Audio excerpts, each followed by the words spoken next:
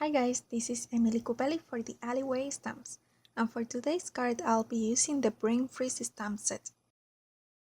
I took a piece of pink paper from my Mon Ami paper pad and will stamp the top part of my cupcake on it using my archival ink in sepia. I will stamp it on a brown polka dot paper too. Then I will stamp the bottom part of it on a green paper from my paper pad, as well as the stick of the lollipop. On the yellowish orange paper, I will stamp the drop from the stamp set.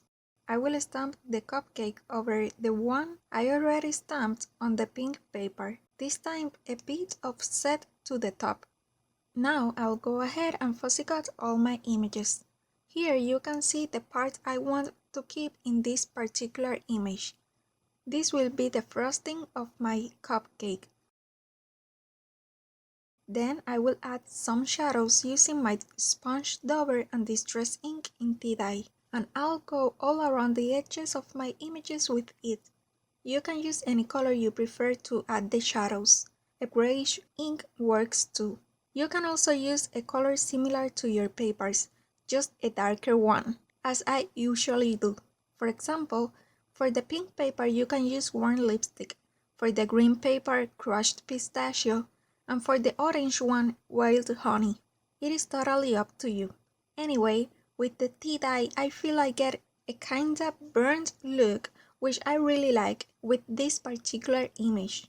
Also, you can use a round blending tool, but since it is a pretty small image, the sponge dauber will give you more control, and you will get the color more concentrated on the edges instead of a more subtle and blended look. Now I'm gluing all my pieces together using my liquid glue. As you can see, I'm using the stick of the lollipop as a candle. Then I die cut a cycle from my card base and will stick a piece of vellum paper on the inside of the card covering the window.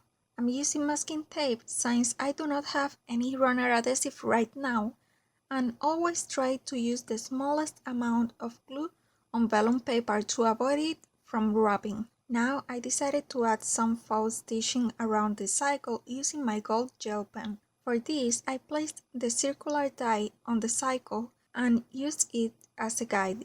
This will add more interest to the card as well as a nice finishing touch.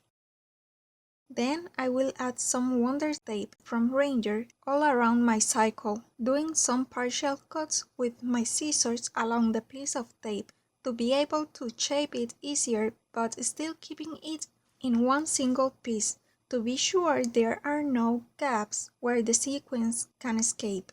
You can use your runner adhesive as well. I decided to use the Wonder tape because it has a tiny bit of dimension, adding a bit of a space for the sequins to move. Anyway, because I was more interested in making it like a pocket instead of a shaker with a lot of movement, it wouldn't have been a huge difference.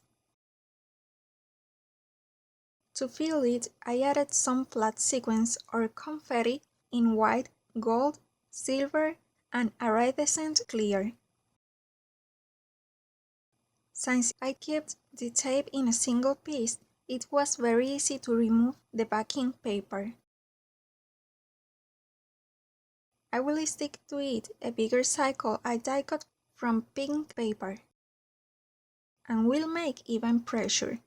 As you can see on the right bottom corner, I removed some of the sequins I had originally in my shaker portion.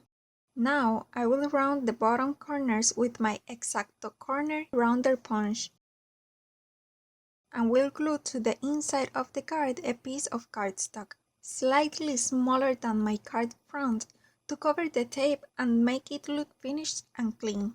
With the same Wonder tape, I will stick my birthday cupcake to the front of my card and will use a bit of multi-medium matte to glue the flame of the candle.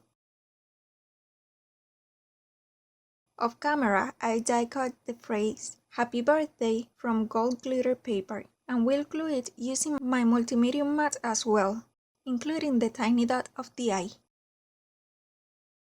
I'm helping myself with my tweezers and quick stick. Also, we'll glue some small hearts from the Home and World die set from Ellen Hudson. For this I used both the pink paper as well as the glitter paper. I'm using this matte glue, which is perfect for very small elements, but you can use the adhesive you prefer. And here is my card all finished. If you want the sequins to move more, you can use some foam tape instead of the Wonder Tape. Anyway, I really liked the final results and the effects the Vellum adds. I really hope you enjoyed this tutorial. If you did, please give this video a thumbs up and subscribe to the TheAlleyWayStamps channel as well as my channel if you are not subscribed yet. Remember to visit both blogs to see the full list of supplies and more close-up pictures. Here are 2 other cards for you to watch where I used the same stamp set. Thank you so much for watching and I'll see you next time. Bye!